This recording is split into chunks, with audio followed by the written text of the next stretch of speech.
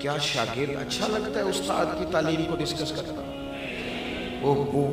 اور وہ کبھی ڈسکس کرے تو استاد کو یہ اچھا لگے گا؟ یہ آپ کسی بھی مہذب معاشرے میں کبھی یہ کام کر کے دیکھیں، یہ تکلیف کا باعث ہے۔ لیکن میں کس طرح یہ بات عرض کروں کہ لوگ امتی ہو کے نبی پاک کا علم شریف ڈسکس کرتے ہیں، وہ لے کے بیٹھے ہیں اپنے پاس کاغذ قلم اور لے کے بیٹھے ہیں حدود اربع کہ ہم بتائیں گے اتنا تھا اتنا نہیں تھا۔ یہ شکوک پیدا کیے گئے، شکوک کمزور کرنے کی کوشش کی گئی تاکہ کسی طریقے سے جتنی چیزیں آج دنیا میں لانچ کی گئی ہیں یہ صرف شکوک پیدا کرنے کے لیے، تاکہ خالی ذہن لوگوں کے دلوں میں آپ مانے نہ مانے۔ میں جتنے لوگوں سے ملتا ہوں میں تجربے سے کہہ سکتا ہوں کہ ایک بڑا طبقہ ایسا ہے جسے صرف مشکوک بنایا گیا ہے، جسے صرف ڈسٹرب کیا گیا ہے ذہنی طور پر۔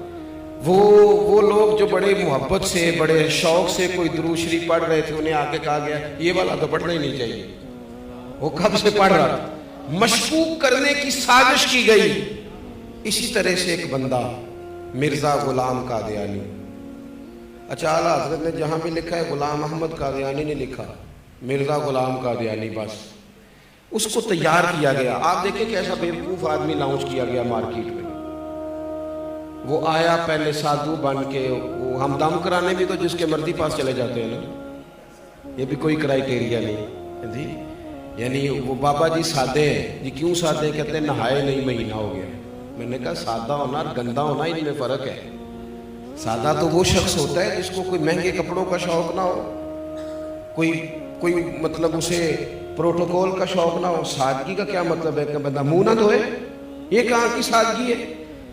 تو پہلے کبھی وہ سادھو بن کے آیا، کبھی کچھ بن کے آیا، پھر اس نے نا چونکہ باقاعدہ وظیفہ خور تھا، اس نے پھر عجیب و غریب دعوے شروع کیے۔ اس نے کہا معاذ اللہ میں نبی ہوں۔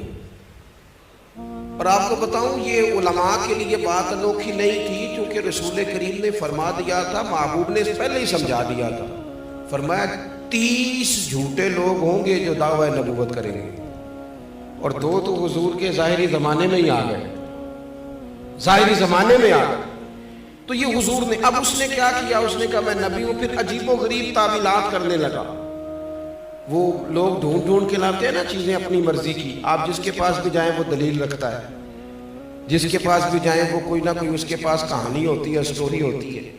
وہ تو ابو جہل بھی کہا کرتا تھا کہ دیکھو جی اچھے بھلے رہ رہے تھے، اور یہ انہوں نے ایک بھائی کلمہ پڑھ گیا، دوسرا پڑھتا نہیں، گھر میں لڑائی شروع ہو گئی۔ کہانی تو اس کے پاس بھی تھی نا۔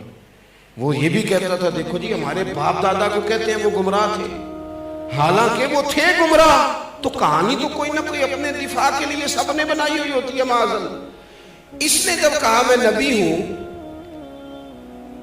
تو وہی لوگ میدان میں آئے جو ہمیشہ آیا کرتے ہیں، وہی لوگ آئے، علماء ربانی جی، مارے کھائیں، جیلیں کاٹی۔ مولانا نیازی کو تکلیف ہوئی، کئی مہینے جیل میں رہے۔ حضرت سید خلیل شاہ صاحب علامہ ابو الاسناد صاحب کے بیٹے جیل میں گئے، 20 درجنوں علماء پابندے سلاسل ہوئے۔ اور جب اس کے گرد گھیرا تنگ ہوا تو تعویلات کرنے لگا، کہنے لگا نہیں میں تو ذلی نبی ہوں، میں تو امتی نبی ہوں۔ بھئی یہ کون سی نئی تعریف تم نے گٹھی کی؟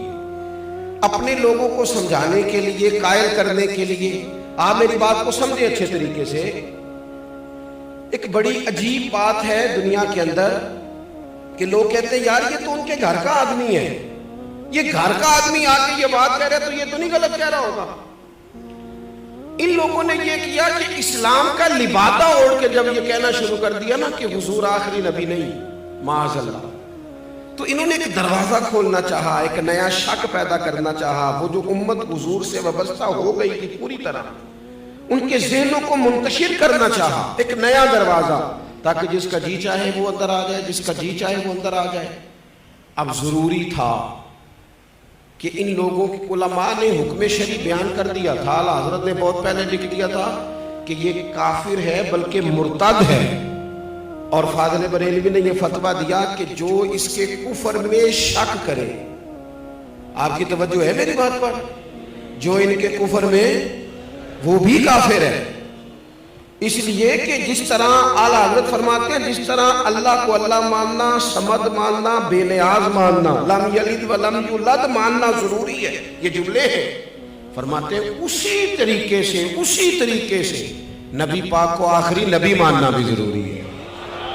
اور جو آیت میں نے قرآن مجید کی پڑھی، ما کان محمد ابا احد من رجالکم ولکن رسول اللہ وخاتم النبیین، فرمایا محمد صلی اللہ تعالی علیہ وسلم مردوں میں سے کسی کے باپ نہیں، ہاں وہ اللہ کے رسول ہیں اور نبیوں میں سب سے آخری ہیں۔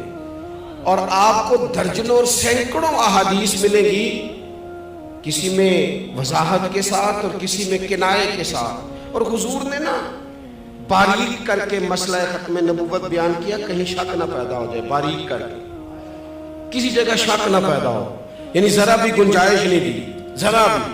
فرمایا میرے بعد اگر نبی ہوتے تو عمر بن خطاب ہوتے، اور ساتھ ہی فرما دیا ہوں میں آخری نبی، میرے بعد ہوگا کوئی بھی نہیں۔ یہاں تک بھی اگر بات ہو جاتی تو سمجھ میں آتی تھی، لیکن وہ جو اگر کوئی تھوڑی سی گنجائش نکالنا چاہے تو بند کیا وہ دروازہ۔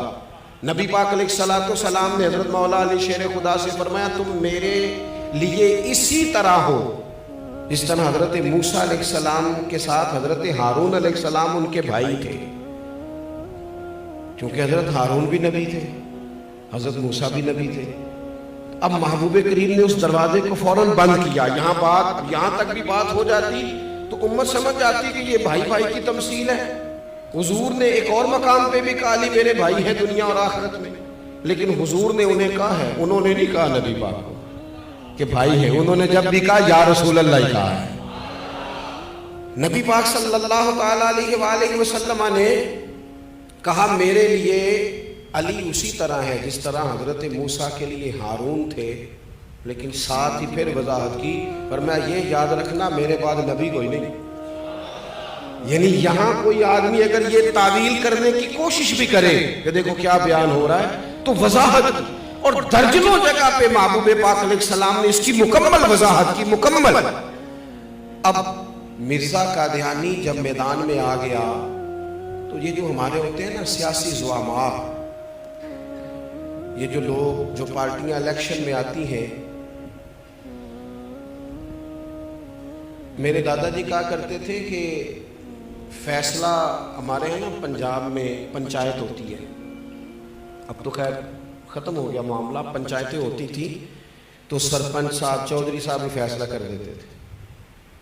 تو دادا جان فرمایا کرتے تھے کہ جو چودھری اور جو سرپنچ الیکشن لڑنے لگتا تھا پھر ہم اس سے فیصلہ نہیں کراتے تھے، اس لیے کہ اس نے دونوں پارٹیوں سے ووٹ لے لیا، وہ کسی کو ناراض کرنے کی کوشش ہے، اس کے ووٹ کم ہو جاتے تھے۔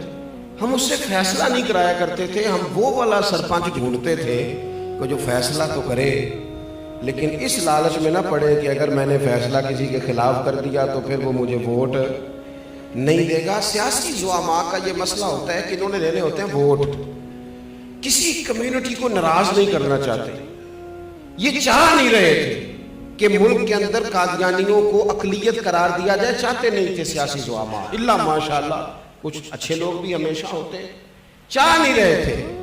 پھر علماء کو جدوجہد کرنی پڑی۔ میں چھوٹا ورکر ہوں دین کا، شاید جتنے لوگ کام کر رہے ہیں ان سے سب سے چھوٹا میں ہوں، اور یہ عاجزی کے طور پر نہیں کہتا، میرا یہ حسن ظن ہے کہ میں نے زندگی میں بڑے بڑے مخلص لوگ دیکھے ہیں، جب ان کا کام ہم دیکھتے ہیں تو محسوس ہوتا ہے کہ واقعی ہم لوگ کمزور ہیں، ہمیں بہت کام کرنا چاہیے۔ آج بڑے وسائل ہیں، اپنی بات پہنچانا بڑا آسان ہے، لیکن جب پلٹ کے وہ زمانہ دیکھتے ہیں نا جب یہ مشترکہ تھا، ہندوستان پاکستان حکومت انگریز کی تھی اور قادیانی کے خلاف تحریک چلانی تھی، تو کتنی جدوجہد کرنی پڑی اعلیٰ حضرت فاضل بریلوی، کتنی کوشش کرنی پڑی پیر جماعت علی شاہ صاحب کو، اور شہزادے ہیں حضور غوث پاک کے پیر میرے علی شاہ صاحب۔